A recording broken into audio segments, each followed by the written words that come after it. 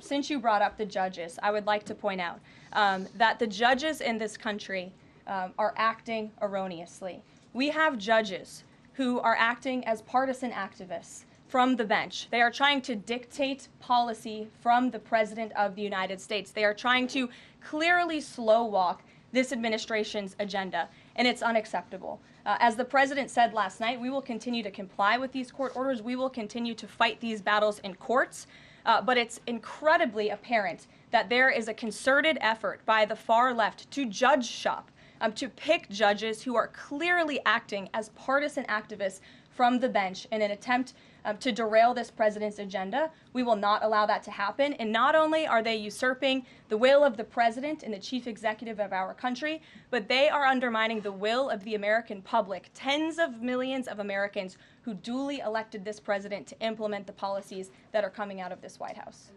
I have one other question, but I want to follow up on Katie's question, actually. You said the mass deportation campaign would continue, but she asked about the flights specifically. Will those flights to El Salvador continue while this case is being appealed? We don't have any flights planned specifically, but we will continue with the mass deportations. And I would just like to point out that the judge in this case is essentially trying to say that the president doesn't have the executive authority to deport foreign terrorists from our American soil. That is an egregious abuse of the bench. This judge does not have that authority. It is the opinion of this White House and of this administration, and that's why we're fighting this in court. And it's very, very clear that this is an activist judge who is trying to usurp the president's authority. Under the Alien Enemies Act, the president has this power, and that's why this deportation campaign has continued. And this judge, Judge Boasberg, is a Democrat activist.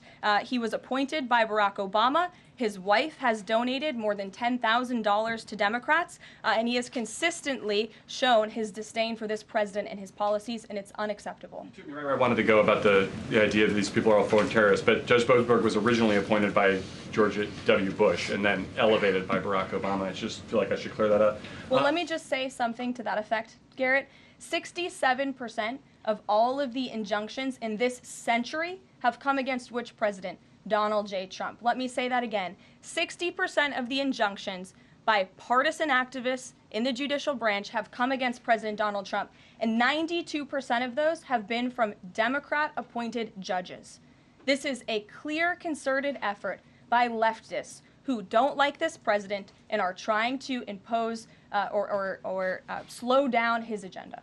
So, given that, do you think it's a good use of Congress's time and the president's political capital to try to impeach and remove a federal judge, which would take 67 votes you're unlikely to get in the Senate? Well, look, the president has made it clear that he believes this judge in this case should be impeached, and he has also made it clear that he has great respect for the Chief Justice John Roberts, and it's incumbent upon the Supreme Court to rein in these activist judges. These partisan activists are undermining the judicial branch by doing so. We have co-equal branches of government for a reason, and the president feels very strongly about that. As well, how does a president define a bad judge? Is it just someone who disagrees with him?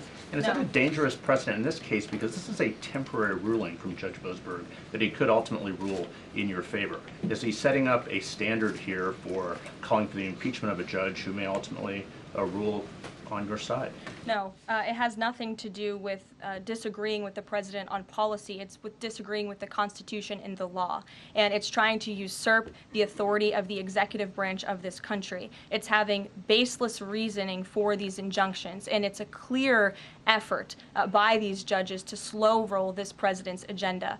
And if you just look at the injunctions that this president has faced, deporting foreign terrorists from our homeland, hiring and firing of executive branch employees, which when the president is the executive of the executive branch.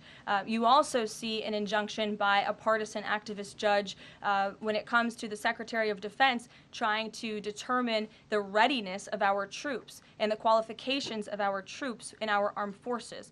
Does a single district court judge really have more authority over the Commander-in-Chief and the Secretary of Defense to determine who should serve in our United States Armed Forces? Absolutely not. Anyone who has taken a basic civics lesson can understand that, and it's ridiculous lawfare that we are witnessing. And it's. I'm sorry. The president said he respects the Chief Justice here.